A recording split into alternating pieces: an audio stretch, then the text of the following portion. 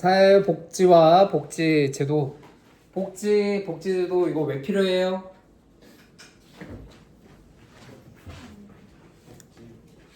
모든 구성원들이 행복하고 안정된 삶을 누리도록 하기 위해서.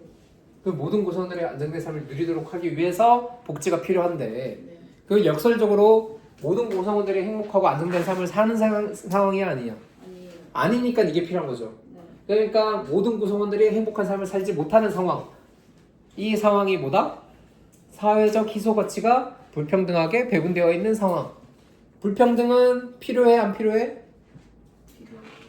불평등이 필요하다 이렇게 생각하면 기능론이고, 갈등론은 불평등을 해결해야 된다. 보편적인 현상이지만 해결해야 된다 이렇게 얘기를 했죠. 김정문 난로에 아닌가? 네. 다이소에서 그거 이렇게 파는 거. 네. 선생님도 하나.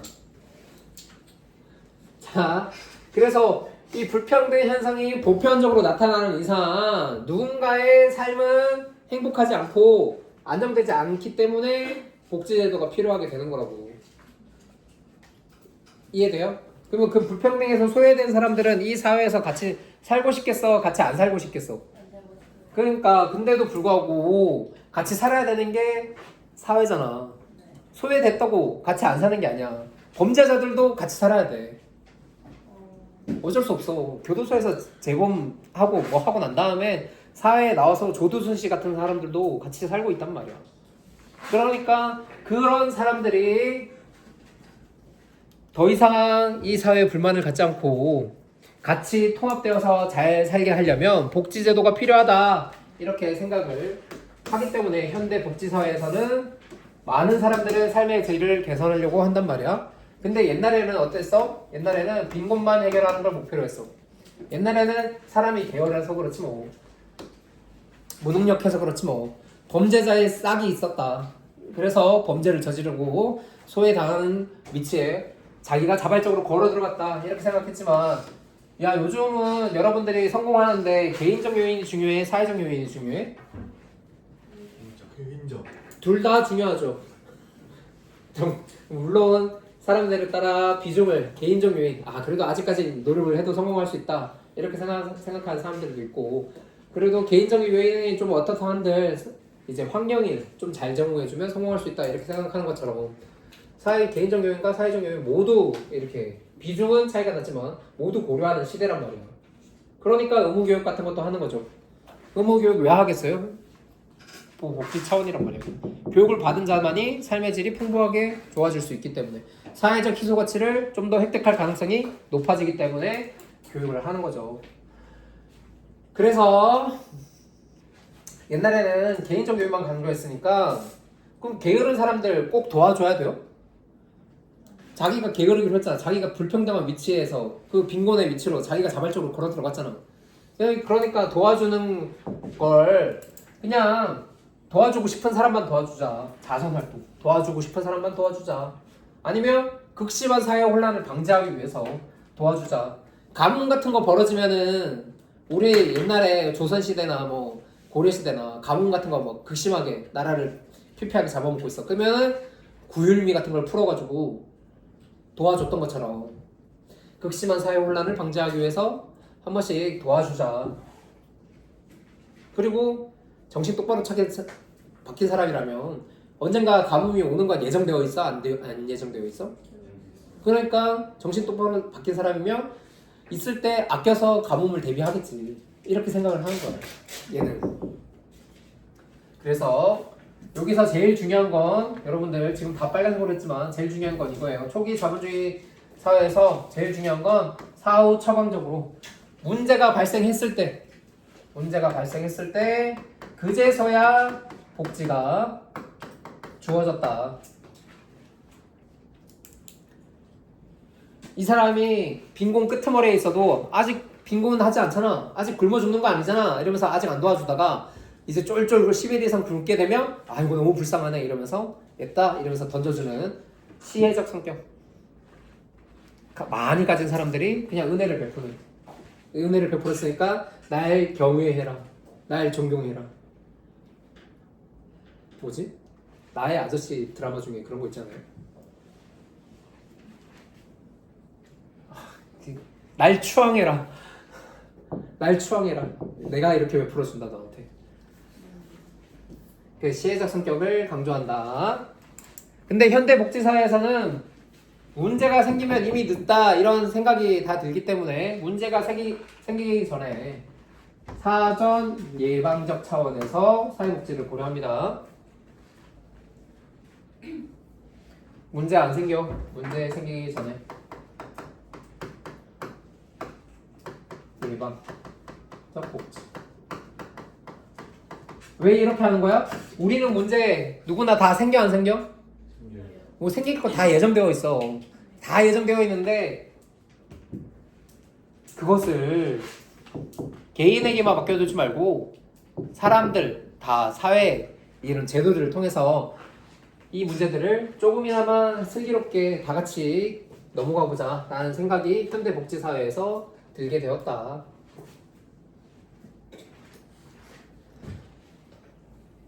자, 복지를 하는 이유는 전부 다 불평등 때문이라고 할 수 있어요. 그래서 복지 국가라는 개념은 여기 현대 복지 사회에서 등장하게 되었겠죠. 이 복지를 국가의 책무로 국민의 인생, 국민의 삶의 질을 국가의 책무로 여기는 복지 국가 개념이 등장하게 되었는데 옛날에는 안 등장했겠지. 초기 자본주의에서는 사람들이 게으른 걸 어떻게 해. 가난은 나라님도 구제해 줄 수 있다 없다? 가난은 나라님도 구제해 줄 수 없다 뭐 이런 식으로 우리 속담에도 있었잖아요. 그거는 초기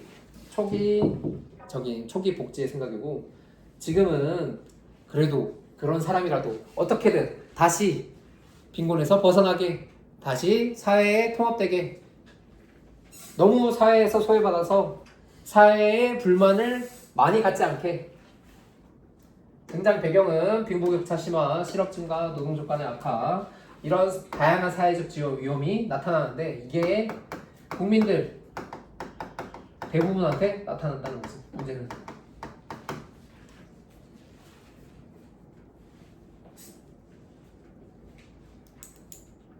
지금도 여러분들 국민들 대부분이 겪게 되는 사회적 위험 뭐가 있어요?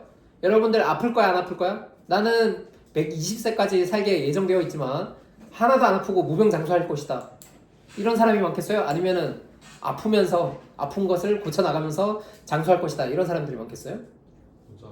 후자가 훨씬 많겠죠. 국민들 대부분이 겪게 되는 게 문제라서 지금은 건강 같은 부분에서 건강보험 해주고 있죠. 그리고 노후에 여러분들 노후 지금 취업도 아직 안 한 마당이지만 여러분들 노후 안정적으로 보장되어 있어요? 노후 안정적으로 보장 안 되어 있어요?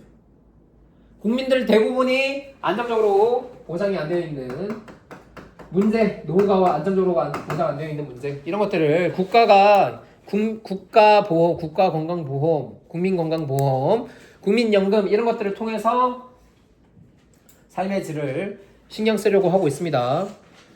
자, 복지국가의 등장은 자, 뭐 독일, 미국, 영국 1919년, 1945년, 1942년 이거는 뭐 중학교나 뭐 이런 데서는 뭐 몇 년도에 등장했냐 이런 식으로 중요할 수 있겠지만 여러분들이 지금 이제 복지 국가가 큰 흐름에서 중요해졌다 이런 것만 알면 되지 별로 중요하진 않아요. 베버리지 보고서는 지금 현재적 의미의 사회보장 제도를 확립했다는 의미에서 우리가 지금 건강보험, 실업보험, 급여, 연금 이런 것들을 하는 것들을 베버리지 보고서라는 데서 처음으로 다 논의가 되었기 때문에 좀 뭐 의미가 있다 할지라도 그래도 별로 중요하지 않으니까 넘어갑시다. 제일 중요한 건 요거죠. 사회보험. 복지제도 전부 다 중요해요. 사회보험. 국민들 대부분 아플 예정이 아니야. 늙을 예정이죠. 실업의 위기를 겪을 수도 있죠. 사망을 겪는 게 다 예정되어 있죠. 국민들 대부분이 겪을 사회적 위험에 대해서는 국민들 대부분 사회적 위험을 당할 예정이 되어 있으니까 모든 국민을 대상으로 사회보험이란 걸 만들어서 국민의 안전한 생활을 누리는데 필요한 건강과 소득을 보장하는 제도가 사회보험이다. 이렇게 되어 있습니다. 사회보험이 모든 국민을 대상으로 하는 이유, 우리는 모두 다 늙고 병들고 아플 예정이기 때문에 그렇다. 그래서 복지국가의 개념을 적용해서 우리는 그런 상황에 있을 때 서로 미리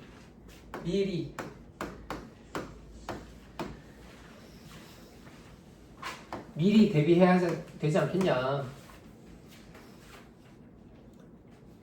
그러니까 사회보험은 현대 복지국가의 복지 개념을 적극적으로 실현하는 복지 제도라고 할 수가 있겠죠. 맞나요? 네. 네. 사전 예방적 성격. 문제 상황이 이미 안 왔어. 미리 대비한다. 야, 이 사람들 건강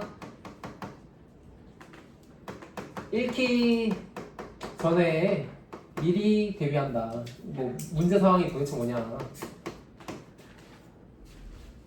왜 이렇게 얘기를 하냐면 밑에 가서 공공부조에 해당하려면 문제 상황에 처해야 돼. 빈곤해지든지 건강을 잃든지. 그래서 대비되는 개념으로 사전 예방적 성격이 강하다 체크해놓고 보편적 복지 모든 국민에 거의 예외 없이 해당하니까 보편적 복지 개념 모든 국민에게 예외 없이 적용되어야 되니까 강제 가입시켜요.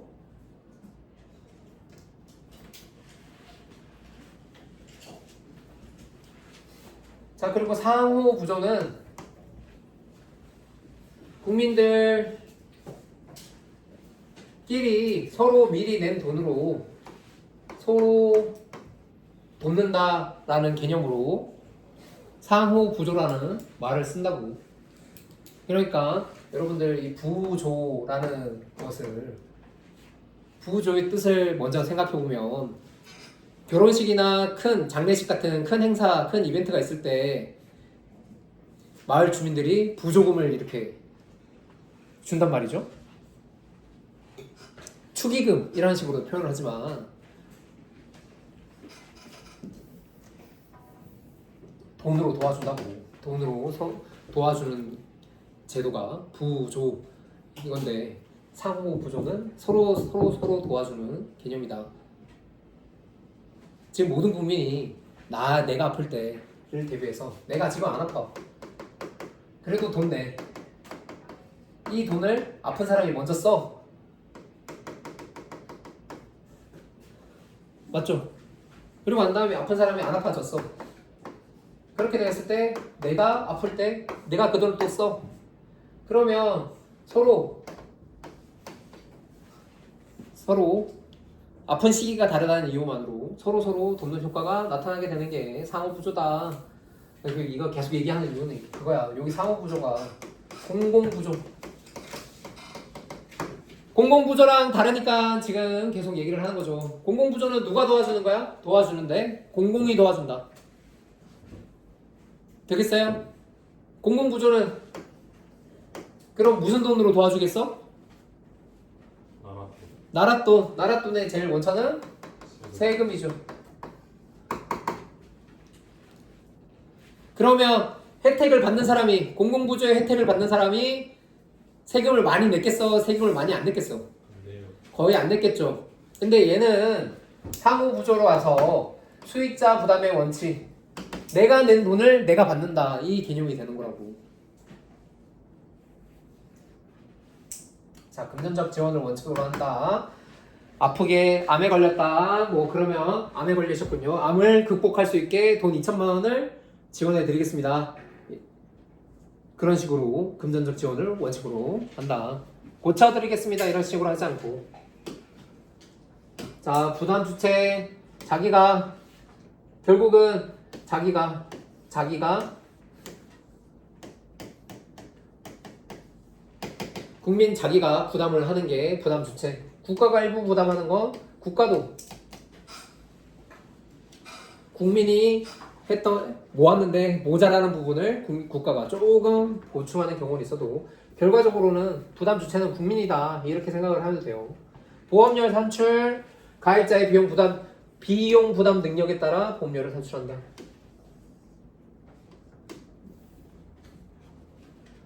자, 비용 부담 능력에 따라서 보험료를 산출한다 라는 말은 잘 살아, 소득이 높아, 그럼 보험료 많이 내요, 적게 내요? 그럼 보험료를 많이 낸다.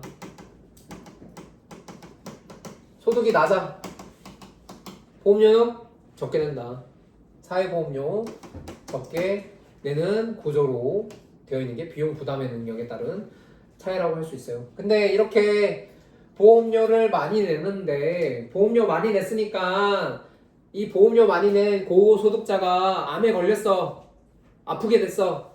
그러면 더 많이 줘요? 이때까지 많이 냈으니까 당신은 고소득자라서 매년 400만 원씩 냈군요. 2억을 드리겠습니다. 이렇게 안 한다고. 그래서 여기에서 나타나는 게 똑같이 암에 걸리면 똑같이 동등하게 대우를 받게 되거든요. 문제 상황에 처하게 되면 미리 문제를 대비해서도 문제 상황에 처하게 되면 동등한 대우를 받게 되니까 소득 재분배 효과가 있다 없다? 얘는 조금 내고 많이 받고 얘는 많이 내고 조금 받죠. 누구의 돈으로? 많이 낸 사람의 돈으로 동등한 대우를 받게 되는 거고. 그래서 얘의 소득이 얘한테 이전되는 효과가 나타나게 된다. 소득 재분배 효과.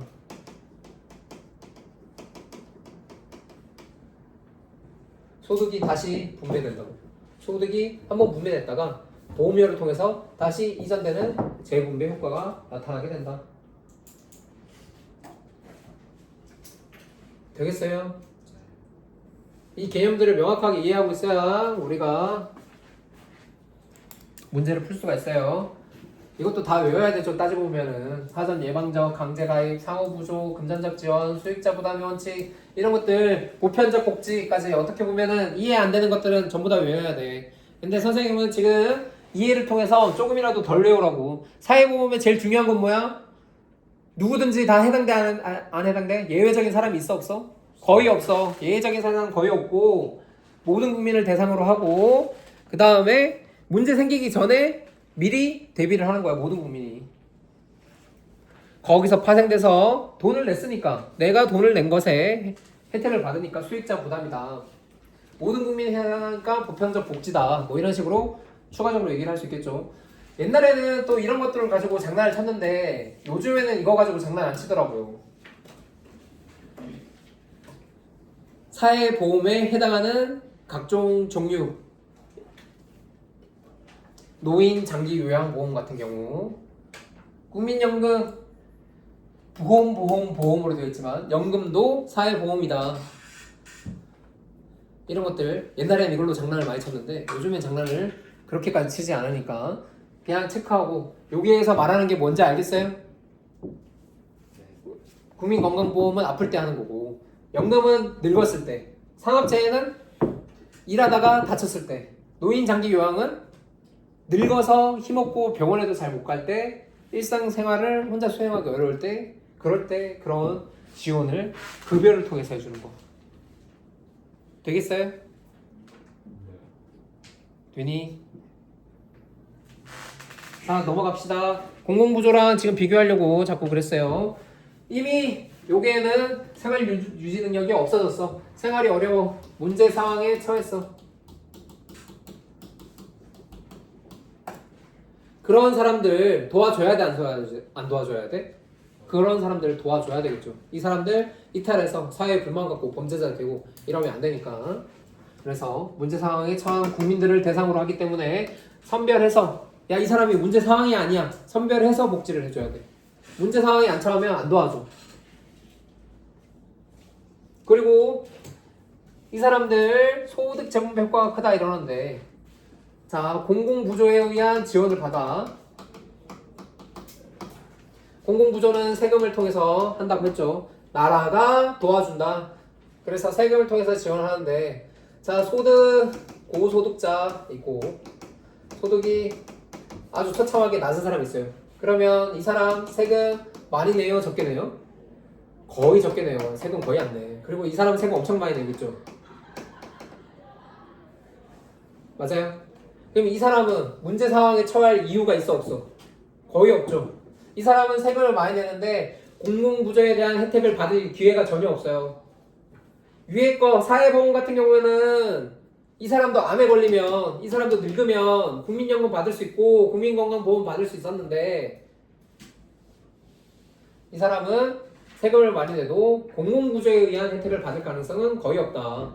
그래서 이 사람이 낸 세금이 고스란히 저소득자한테 이전되는 효과가 사회보험보다 훨씬 강하다라고 해서 소득재분배 효과가 크다고. 아까 같은 경우에는 다시 말하지만 고소득자의 부가 저소득자한테 이전되긴 하는데 얘가 암에 걸려? 그러면 이전되다가도 나도 혜택을 받지롱 이렇게 되는 경우가 생기는데 얘는 고소득자의 부가 이전되긴 하는데 나도 혜택을 받지롱 하는 경우가 있어요, 없어요? 없다고.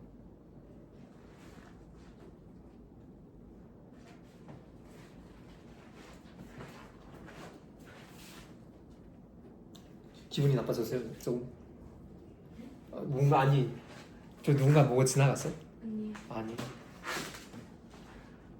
자, 그래서 문제에 처한 사람들한테 도와주는 거라서 사후 처방적 성격이 강하다.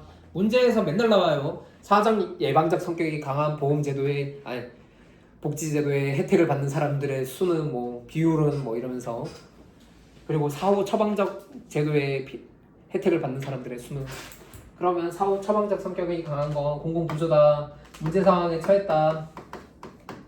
여기에 도움을 주는 거라서 예방적 도움이 아니죠. 문제가 생겼어야지 도움을 주니까.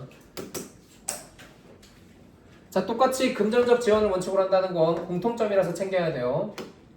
사회보험이나 공공부조나 둘 다 돈으로 도와주는 건 공통점이다. 자, 그리고 대상자 선정 과정에서 부정적 낭임이 발생할 수 있다 이렇게 얘기를 하는데 문제 상황에 처했다고 공식적으로 낙인이 찍혀야 공공부조라는 세금이 들어가니까 이 과정에서 그러면은 주위의 사람들이 너 문제 상황이라고 알게 되는 효과가 발생할 수 있겠죠. 그럼 이 사람들의 이 혜택을 받으면서도 이 자존감이나 뭔가 이제 생활 의지 능력 이런 것들이 좀 떨어지는 문제가 발생할 수 있다. 자, 아까 부담 주체에서 모든 국민이 했던 것과 달리 세금으로 하기 때문에 세금을 지원할 국가와 지방자치단체가 주 부담 주체고 재원을 부담하는 자와 복지 수혜자가 지금 불일치하죠. 아까 생각했던 거 비교를 해봐요. 위에랑 비교를 해보면 수익자 부담이에요, 아니에요? 수익자 부담이 아니다. 혜택을 보는 사람이 부담을 안 한다고. 위에 거 사회보험이나 국민연금, 건강보험 이런 것들은 혜택을 보는 사람들이 돈을 내야 돼 미리. 근데 얘는 혜택을 보는 사람들이 돈을 낸 적이 없다. 종류 6에서 국민기초생활보장제도, 의료급여제도, 기초연금제도가 있는데 옛날에는 진짜 옛날에는 기초연금제도가 연금이라는 이름을 들고 있으니까 얘 사회보험 아니냐 이런 식으로 호도하는 문제들이 나왔었는데 지금은 그런 문제들 잘 나오질 않아요. 근데 뭐 혹시나 한번 체크를 해봐야 되겠죠. 기초연금은 늙게 되었어. 65세 이상이 되었는데 일정 수준 이하의 소득을 벌고 있으면 나라에서 다시 한번 더 돈을 주는 성격. 그래서 문제 상황에 노후에 왔는데 문제 상황에 없으면 돈을 받을 수 있어, 없어? 못 받아. 소득이 일정 수준 이하인 사람들만 받을 수 있어.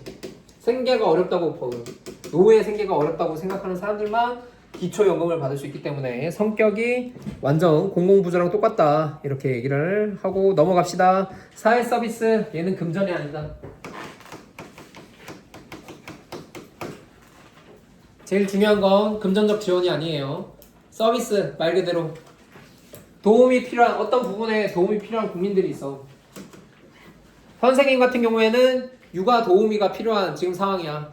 그럼 도우미가 필요하지 돈이 필요한 게 아니란 말이야. 지금 자녀를 어린이집에 유치원에 보내줄 사람이 필요하지 돈이 필요한 게 아니라고.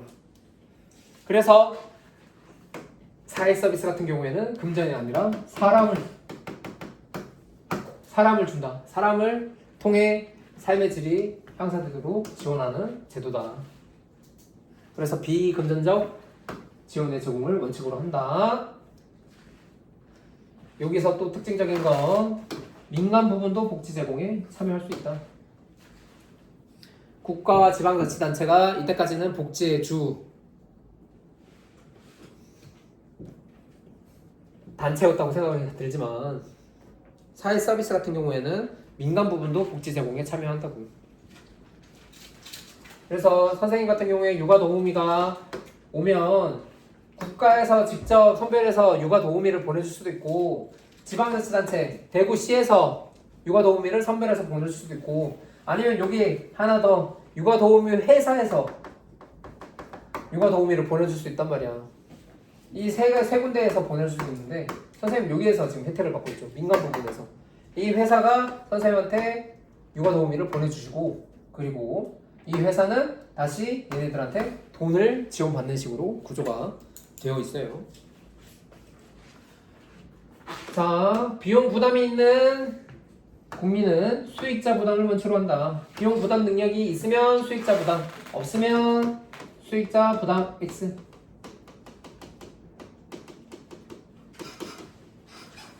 삶의 질과 밀접하게 연관 지어져 있기 때문에 돈이 있는 사람도 이런 서비스를 받고 싶다. 그럼 돈 내고 받을 수가 있는 거고 돈 없는 사람도 받고 싶다. 돈 없는 사람도 일정 부분 나라에서 복지 차원에서 제공을 해줍니다. 그래서 육아 도우미를 할 때 그 소득 수준을 매겨가지고 작년에 너 얼마 벌었니 해가지고 많이 벌었으면 돈을 많이 내야 되고 적게 벌었으면 나라에서 거의 서비스처럼 적게 내도 시간당 1,000원? 뭐 이런 식으로 내도 육아 도우미 서비스를 받을 수가 있어요. 이해되죠? 사회 서비스 이해되나요? 네. 궁금한 거? 이런 거 육아 도우미 말고도 치매 노인 간병하는 거 그런 것들도 필요하겠죠. 사람들 다 나와서 일을 해야 되는데 누가 치매 노인을 간병하고 있겠어? 나라에서 사람을 또 보내서 밥 먹이고 옷 입히고 서비스를 해줘야 된다는 거지. 되겠어요? 네. 그래서 지금 여러분들 뭐 인문계의 전망 복지 서비스 사람이 이건 사람만 할 수 있으니까 이런 지역에 사회복지사들 엄청나게 많이 필요하고 있죠. 자, 복지제도의 역할과 한계. 역할 빨리 끝냅시다. 자, 개인에게는 개인이 사회에서 이탈하지 않을 유인을 제공해줘. 개인의 최저 삶의 질을 보장함으로써 영화 조코에서처럼 이 사회 망했다 총 쏘고 막 다니고 뭐 이런 사람들이 등장하지 않게 해주는 그런 좋은 점이 있고 사회적 측면에서는 사회 통합에 기여된다. 갈등이 적어지면서 사람들이 아 그래도 이 사회 살만하네 이렇게 생각하게 되는 효과가 나타나겠죠. 복지제도가 잘 되어 있으면. 한계 의존도가 높아지면 일하려고 해야 하네. 일하려고 하지 않는 복지병이 발생한다. 복지에 의존하게 되는 점. 복지에 의존해서 생을 살아가려고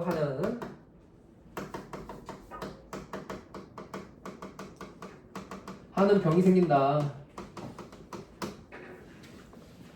일을 안 해도 120만 원을 받을 수 있어. 그럼 여러분들 일할 거예요, 안 할 거예요? 120만 원이 충분치 않다 이렇게 생각하면 일을 하겠죠. 근데 누군가에게 혼자 먹고 사는데 120만 원은 충분하지. 나는 120만 원 더 이상 바라는 것도 없다. 일도 안 해? 개꿀 이러면서 안 할 수도 있겠지. 근데 여기 한번 처한 사람들은 고소득 일자리로 가기 쉽겠어요? 어렵겠어요? 어렵겠죠. 그래서 최저임금의 일자리에 경쟁하게 되는데 일하게 된다 한들 150만원, 200만원 200만원이면 좋다. 근데 150만원 이렇게 일해서 150만원 받고 일 안 해서 120만원 받아. 그러면은 여러분들은 어떤 걸 선택할래요? 일 안 하고 120만원 받는 게 합리적이라 개인 입장에서 합리적이라고 생각이 들지 않아? 그걸 복지병이 발생하게 된다고. 나 일 안 하고 그냥 기대어 살래. 자, 그래서 복지제도가 확대되면 재정, 세금을 아무래도 써야 되니까 부담을 초래하게 되고 기업들은 사람들이 일을 안 하려고 하는데 기업들이 투자를 하는 거야. 그런 것들을 다 위축될 수 있겠죠. 그래서 일하게 하는 복지와 노동을 연계해서 근로장려금 제도를 통해서 근로능력이 있는 사람이 근로의욕 아까 120만원, 150만원 이 수준에서 야, 일 안 할래 이게 합리적인 선택이었으면 여기에다가 한 60만원 정도 야, 너 일 했다고 당장 주는 거 그거 뺏지 않을게 60만원 정도 절반 정도 줄게 그러면 일하면 210만원이래 일 안 하면 120만원이고 그럼 여러분들 일 하겠어요? 안 하겠어요? 이럴 때 이런 제도를 통해서 근로를 촉진시키는 복지를 논의하고 있다.